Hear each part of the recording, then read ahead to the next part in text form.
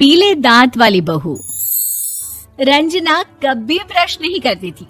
उसे कितनी बार उसके माँ बाप ने डांटा, लेकिन उसका कोई असर उस पर होता ही नहीं था, जिस कारण से उसके दांत पीले पीले हो जाते हैं। शादी के बाद।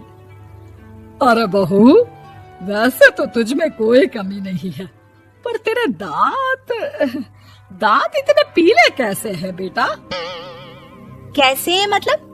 कोई सर्जरी थोड़ी ना कराइए। वो तो क्या नाम, मैं ब्रश नहीं करती थी तो पीले हो गए। अब क्या करूं? आप कहें तो लाल करवा लूं या फिर काले? यार ये क्या है, क्यों माँ से लड़ रही हो? लड़ रही हूँ? अरे मैं लड़ रही हूँ या ये बोल रही है कि दांत पीले हैं, पीले। अरे तपस्या थोड़ी ना की है इन्हें पीले करने के लिए। बकायदा ब्रश नहीं किया है 20 साल तक, तब जाकर। छी, कैसी बात कर रही हो? ये उस वक्त तो पीले नहीं थे जब हम लोग तुम्हें देखने आए थे। अरे तब साफ करवा लिया होगा डेंटिस्ट के पास जाकर। अब देखो कैसे पीले पीले लग रहे हैं। रंजना सास की तरफ गुस्से से देखती है।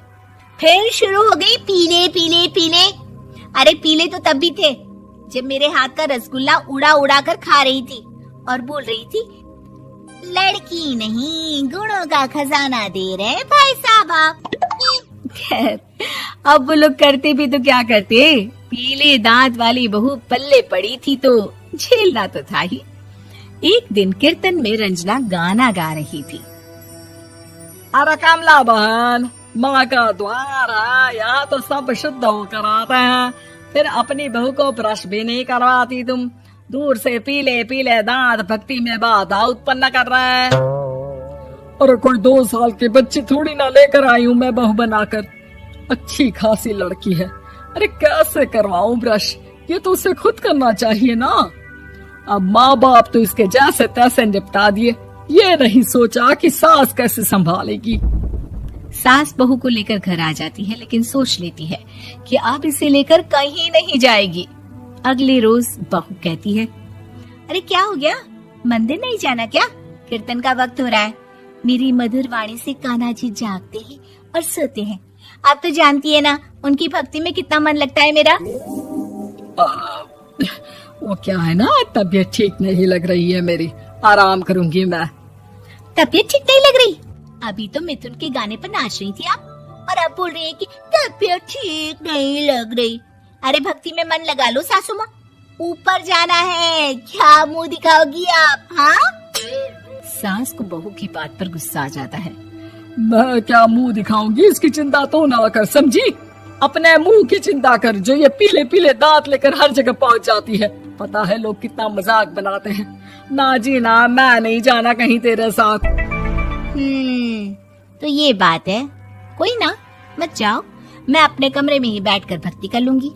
ऊपर वाला दांत थोड़ी ना देखता है, मन देखता है, भावना देखता है। और अरे बस बस, तू सब कुछ दिखा, बस ये सफेद चमकदार दांत ना दिखाना किसी को, है? जा यहाँ से। बहू को सास की बात का कोई फर्क नहीं पड़ता, वो तो जैसी थी वैसी ही रह जाती है। सुबह नहाकर किचन में खाना बनाना, फिर खाना खाना, कीर्तन भजन करना और सो जाना। एक दिन, माँ जी मैं सहेली के घर जा रही हूँ, शाम को लेट आऊंगी। हाँ, तो जाना, मैंने कौन सा तेरी आरती करनी है घर पर बैठकर। रंजना सहेली के घर जाती है, जहाँ वो पार्टी में जाने की तैयारी कर रही होती है। अरे शिखा, कहाँ जाने की तैयारी कर रही है? मैं गलत वक्त पर आ गई क्या? अरे नहीं यार, उल्टा सही वक्त पर आई है। मैंने ये साड़ी और ज्वेलरी निकाली है यार, शाम को इनके ऑफिस की एक पार्टी में जाना है। बताना कैसा लग रहा है ये सब? नहीं यार, इस ड्रेस के साथ तो वो वाली ज्वेलरी अच्छी लगेगी। हाँ, सही बोल रही है, मैंने ध्यान ही नहीं दिया। वैसे तो हमेशा से मस्त फैशन सेंस रखती है। तो बड़ा जाती होगी ना पति के साथ पार्टी में। रंजना कुछ नहीं बोलती, बस सोचती है कि यार काश ये बात सही हो जाती, पर मैं क्यों नहीं जाती पार्टी में? क्या इन लोगों की कोई पार्टी होती नहीं होगी? रंजना घर आती है और रात में पति से सवाल करती है, एक बात बताइए, आप मुझे किसी पार्टी में क्यों नहीं ले जाते? क्या आपकी यहाँ ऑफिस में पार्टी नहीं होती? पति बेचारा क्या कहता कि दांत पीले हैं तुम्हारे इसलिए। अरे कोई पार्टी होती नहीं हम लोगों के ऑफिस में, तो कहाँ से लेकर जाऊं? और मार्केट, मॉल, कहीं वीकेंड घूमना, कहीं तो। अरे यार सारे हफ्ते में एक छुट्टी मिलती है, तो सोचता हूँ कि आराम ही कर लूं। क्यों? रंजना मन मार के रह जाती है।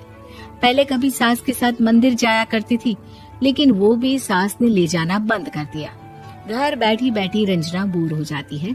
तभी उसे आइडिया आता है और वो मायके जाने का सोचती है। सासू माँ, 2 दिनों के लिए मम्मी के घर जा रही हूँ। अच्छा अच्छा ठीक है, आराम से जा। और हाँ, माँ से कुछ अच्छी आदत सीख कर आना कि कैसे शरीर के हर भाग की तरह दांतों की सफाई भी जरूरी होती है, समझी? शुरू हो गई ना आप। वो लोग आपकी तरह नहीं है कि छोटी छोटी बात का बतंगड़ बना दे। उन लोगों के लिए मैं मायने रखती हूँ, ना कि मेरे पीले पीले दांत। रंजना माँ को बिना बताए उन लोगों को सरप्राइज देती है, लेकिन जैसे ही वो दरवाजे पर पहुँचती है, अंदर देखती है कि घर वाले कहीं जा रहे होते हैं।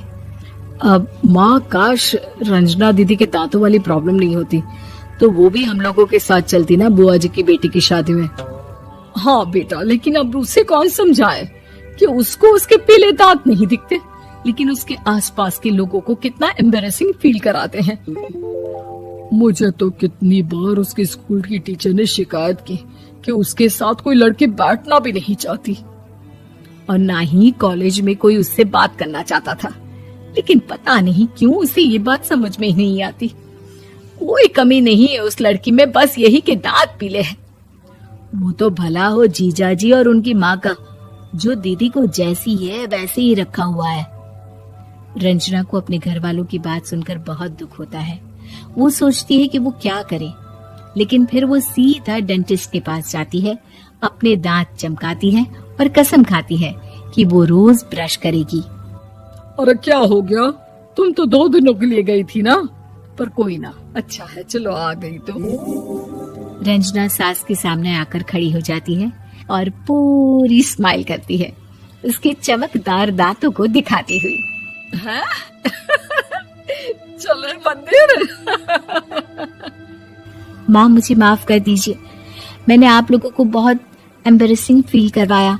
मैं आज से रोज ब्रश करूंगी।